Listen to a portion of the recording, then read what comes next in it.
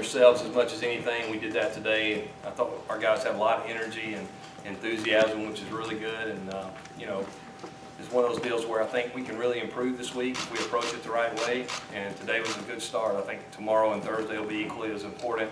And really just cleaning up things, and it's kind of a great time to go back and look at yourself throughout the season and say, hey, we've been really good at these things and not really good at these things, and gives you an idea of what to work on. And then obviously also getting a head start on Texas A&M is always a good opportunity. So we're excited about this week. Our guys had a great attitude today. We had a really good practice, and excited for the rest of the week.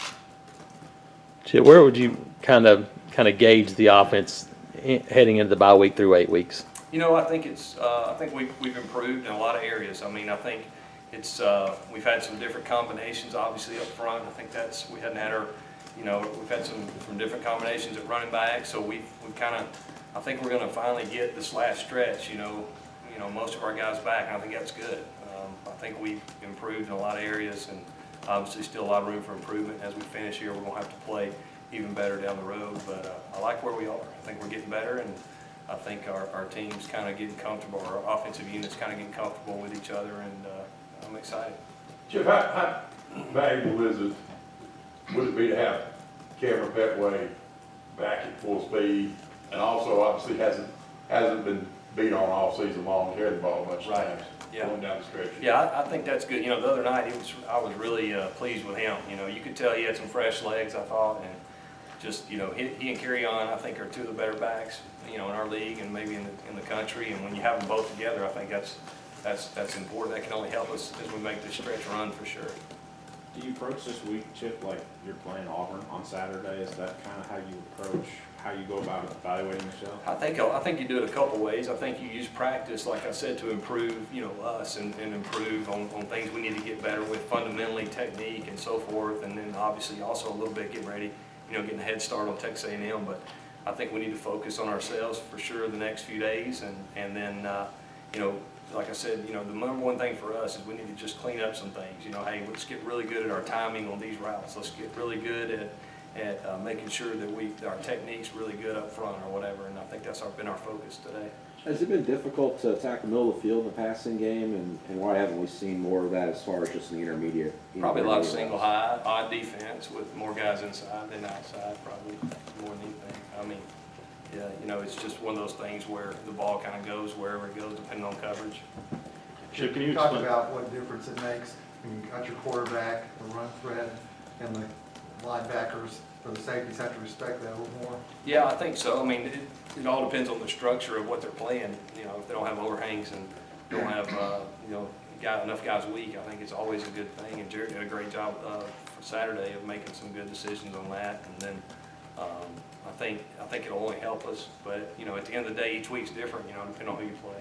Chip, can you explain the running back rotation the last several games, really? Because even when Petway was out, all right, you had Carry-On. We understand it's a hot hand, but 20, 30 some odd carries to a guy who's got durability concerns. Then this past week, even they're both healthy. Carry-On pretty much exclusively first half, Petway second half. Just a lot of us are having questions as to why they're not used even on the same drive as much. Yeah, we're just playing the best guys at the best time. I mean, we finally got them. We think we got them both back, so that'll be good. I don't think Petway's he's close to 100%, I would say, but sometimes it's hot hands, sometimes it's how much they've rested. Just trying to put the best guys on the field, give us the best chance to win. That's really it. Yeah. How do you sort of gauge Darius Slayton's game last week? You caught some big plays and stuff, but he also had several drop passes. Oh yeah, I mean you're always disappointed when you drop the ball. I'm sure he is too, but he made a lot of plays. I'm excited about him. He's getting better, and route running's improving, and blocking's improving, which is equally as important. So I was pleased with him. I mean, obviously he'd like to have a couple back, but it's just part of it. Chip, you're talking about the running back rotation between those two. They've only been healthy together, I think, 3 times in 2 years. Is that something you almost have to kind of work this week to kind of figure out how to move going forward? Yeah, not really. I got a good idea how I want to use both of them when they're both good, and so I'm looking forward to getting them both both of them back together, and we got a little glimpse of that the other night. And hopefully we'll finish the season that way. What about the use of just the rest of that running back core? Because again, Cam Martin, we knew that he got dinged up at one point, but even a Malik Miller or a Devin Barrett. We just haven't seen a lot of them at all, but when we have, it's generally been in garbage time of some of these blowout games. So just you plan to use them more this final month of the season. Yeah, when it fits, yeah, sure. Chip, chances that you'll have Casey Dunn, Darius James, Mike Horton back for that A&M game. How do you feel about I that? hope so, yeah. I feel good about it. I mean, if we get them back, I definitely feel good about it. And, you know, the one positive is some guys have filled in and got some playing time, which provides some more depth as we go down, you know, the stretch run. But, yeah, I'm excited to get those guys back. Hopefully they'll all be back ready to go. Chip, how valuable has it been going through that, to have a guy like Austin Golson who can basically play anywhere? Oh, yeah. You can't overvalue him at all. He's a guy that's intelligent, can play all 5 spots, and that's been huge for us because certain guys fit in certain spots, but he's definitely a guy that can play all 5 and gives you some flexibility when you lose a guy. And he's, you know, and I think in multiple games he's played several different spots. How unusual is that for somebody to be able to do that? You know, I think it seems like we've always had 1 or 2 guys everywhere I've been that could do that, you know, that kind of get the whole picture of the scheme. You know, it's not just, hey, what do I do in my certain spot? You know, a lot of guys, you know, that are really good in the offensive line, they get the whole big picture and can play multiple spots. And so I would say it's not unusual, but I'd say, you know, it's something that usually doesn't happen with a lot of different guys. But usually you got 1 or 2 guys on every team. How did Markel Harrell do in his first start?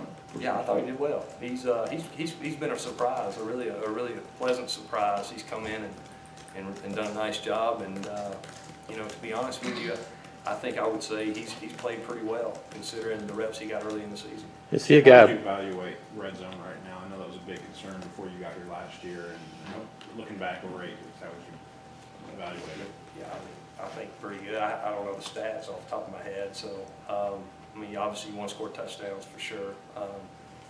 You might be able to tell me more about stats. Has there been any concern about, you know, inside maybe the 5 or so? I know you've been stuck a couple of times. Yeah, it's hard down there. It's hard. Yeah. No, I mean, the concern is that anybody you play that's pretty good, I mean, it's tough when they load extra guys in there. And, you know, there's been times, though, we've not blocked it right all the time, or, you know, maybe we missed a read at quarterback or something like that. But it's definitely something that we want to make an emphasis of this week. It's one of the things that we talked about yesterday. So, you know, it's not easy to score when you get inside the 5. That's why you like to score from way out when you can, you know. But, you know, we're going to continue to work on that and improve. Having the opportunity to coach Jared Stone for 8 games now, what is he good at? What are you still working on with him? And what's your overall expectation? You know, I think first of all, he's one of our better leaders. He's pretty vocal. He's got a great work ethic, so that's carried over. Our team sees that. I think he's got really good touch on the deep ball. I think he does a nice job of throwing the ball on time and getting the ball out in front of the wideouts. I think he's got the ability to get the ball out of his hand really quick. If you see him on some of the bubbles we've thrown and some of the quick game we threw last week, I think you've seen him get the ball out of his hand really quick, which is really good. I think his pocket presence has improved tremendously as we move throughout the season. I think a lot of that just came from playing.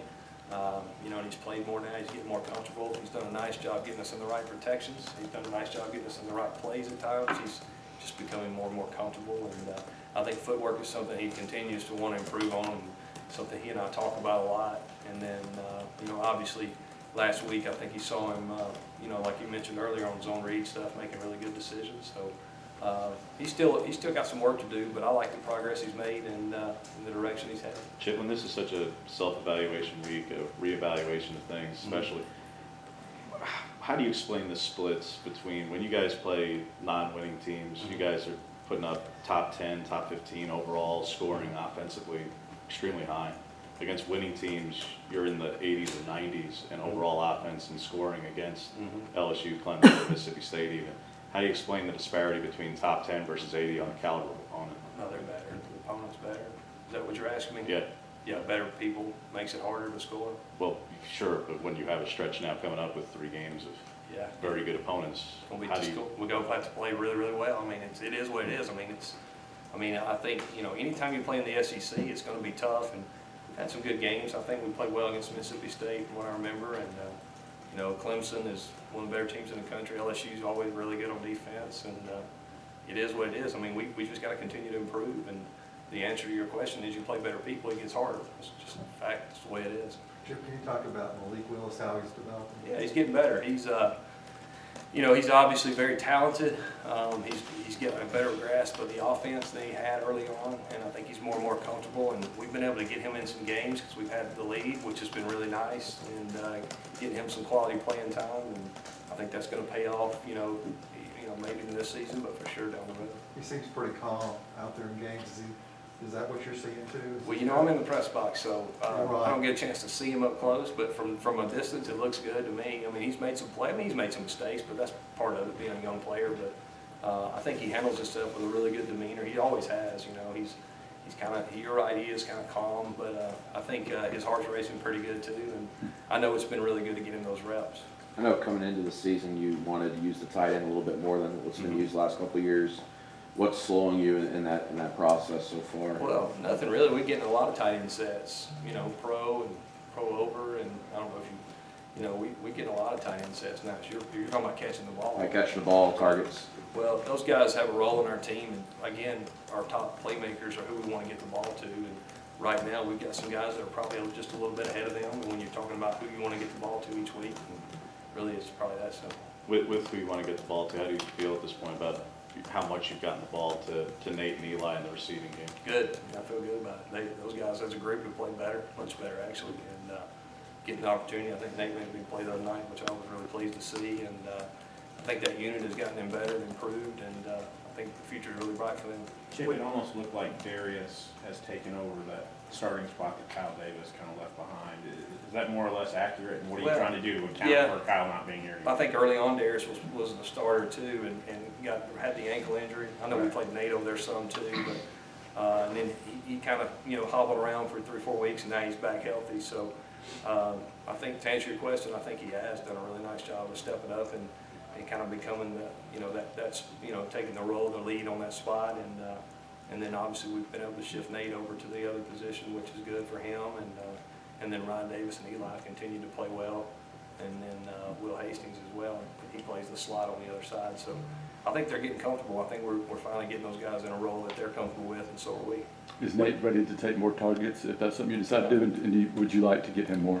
Yeah, I mean, I hope he can catch every ball if it's up to, I mean, wherever it goes, you know, we run concepts, so that sometimes it goes to him, sometimes it doesn't. When he gets the opportunity, he's made plays though.